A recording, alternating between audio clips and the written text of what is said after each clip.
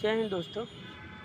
जैसा कि अभी हमने बात किया शॉर्ट्स में कि ये जो सरकार हमें फ्रीबीज की स्कीमें दे रही है, 10,000 रुपये बैंक अकाउंट में, उसके बाद किसान के लिए पैसा, बेरोज़गार लोगों के लिए पैसा, अनाज मुफ्त में, तो क्या ये हमारे जीवन को और अच्छा बना रहा है कि और ख़राब कर रहा है?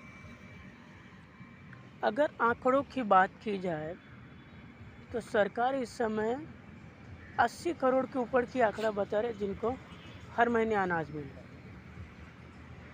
उस अनाज का प्रभाव ये है कि 80 करोड़ लोग खेती नहीं कर रहे।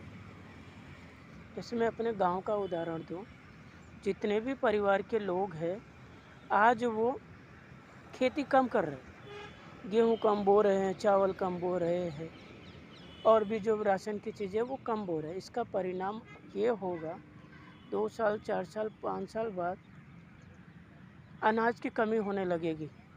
लोग आलसी हो रहे थे क्योंकि सरकार दे रहा है तो वो मेहनत ही नहीं कर रहे, बोले कि छोड़ो जाने दो, खेत पड़ती पड़ा है पूरा।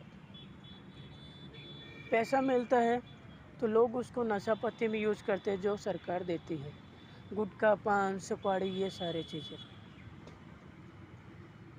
कुछ ही लोग हैं कि सरकार की स्कीम का सही इस्तेमाल कर रहे हैं, बाकी सभी लोग सरकार के सभी स्कीम का सिर्फ दुरुपयोग कर रहे हैं। उसका कोई प्रभाव जनमानस या देश के विकास में नहीं हो रहा। हमें जागना होगा कि सरकार हमारी सहायता कर रही है, हमें सरकार के ऊपर डिपेंडेंट नहीं रहना है।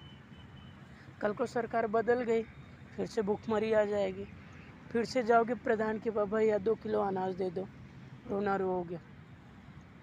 ग्राम प्रधान फिर से राजा बन जाएगा, जिसको देखेगा उसके हित में तो उसको देगा, अदरवाइज नहीं देगा। और ये आप अपने पीढ़ी के लिए क्या सेट कर रहे हैं? तो मैं भीख मांग रहा था सरकार के सामने, सरकार से भीख लेके जी रहा था, क्योंकि मैं पुरुष नहीं हूँ, मैं योद्धा नहीं हूँ, मैं परिवार का जिम्मेदार व्यक्ति नहीं हूँ। यही कहोगे?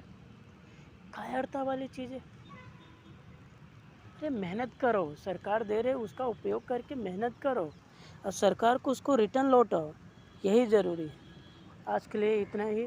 आप सोचिए, समझिए, इस पे बात कीजिए, लाइक कीजिए, कमेंट कीजिए, सब्सक्राइब कीजिए। लोगों तक पहुंचनी चाहिए।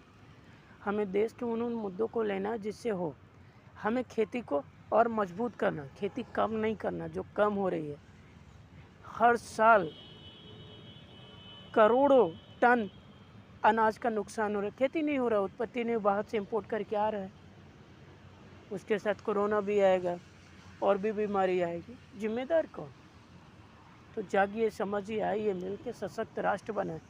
इतना अनाज उत्पन्न करे, इतना अनाज उत्पन्न करे कि पूरी दुनिया को बिठा के खिला सके।